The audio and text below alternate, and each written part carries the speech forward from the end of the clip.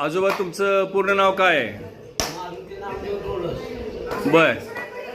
हा व्यवसाय किती दिवसापासून करीत आहात? हा व्यवसाय 1972 पासून करतो. बर. आंबे फोडणे. हा सुतारकाम, आंबा फोडणे, फर्निचर, बर बर बर बर. शेतीची अवजारं. हा. हो. हल्ली आता लोकांना सगळं फास्ट फूडची सवय लागलेली आहे, रेडीमेड खायची सवय लागलेली आहे, लोणचे असो, पापड असो, काही असो. पण आता ही लुप्त पावत चाललेली कला आहे. तर काय वाटतं तुम्हाला या व्यवसायाबद्दल? ही पारंपरिक सालाबाद प्रमाणे ही व्यवसाय आहे. हा. बर. म्हणजे आंबा फोडणे म्हणजे उन्हाळ्या दिवसात आंबा आलं म्हणजे आंबा फोडणे, बर. खार करणे, हा.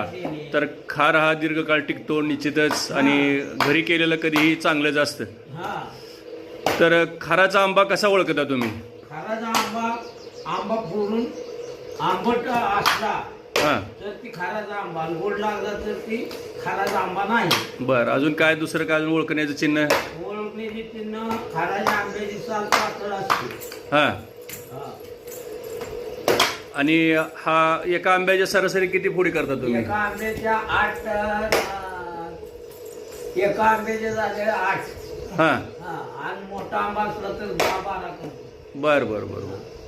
आणि या फोडी काढल्यानंतर याच्या पुढं काय स्वच्छता करावी लागते का याची? हा. स्वच्छता करावीच लागते. हा. पुसून काढावं लागतं, त्याचं ते आतल्या कोया काढावं लागते त्या. बर. हा. मग ती खार नासत नाही. बर बर. हा. व्यवसायात समाधानी आहात का तुम्ही? हा. व्यवसाय समाधानी आमचा वडिलांची, आम्ही 55 सुतार आहे. बर. हा. आमचा वडिलांची तोच व्यवसाय आहे. हा वडिलोपार्जित व्यवसाय आहे. हा. कितव्या पिढीचा आहे हा तुमचा? आमचा जवळजवळ 4थ्या 5थ्या पिढीचा आहे. बरं. 5वी पिढी आज तुम्ही या सुतार व्यवसायात आहात आणि हे आंबे फोडून देण्याचं सामाजिक काम करत आहात. हा.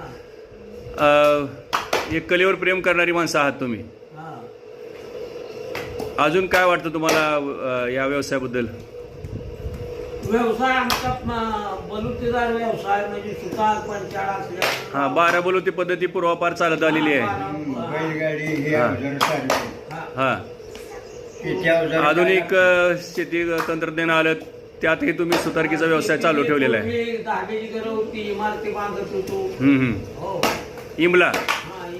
इमला. हां. इमला हा म्हणजे पूर्वी. हिवाळ्यातही चांगलं राहावं आणि उन्हाळ्यातही थंड राहावं. हा.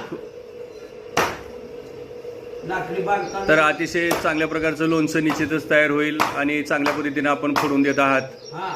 समाधान वाटतं.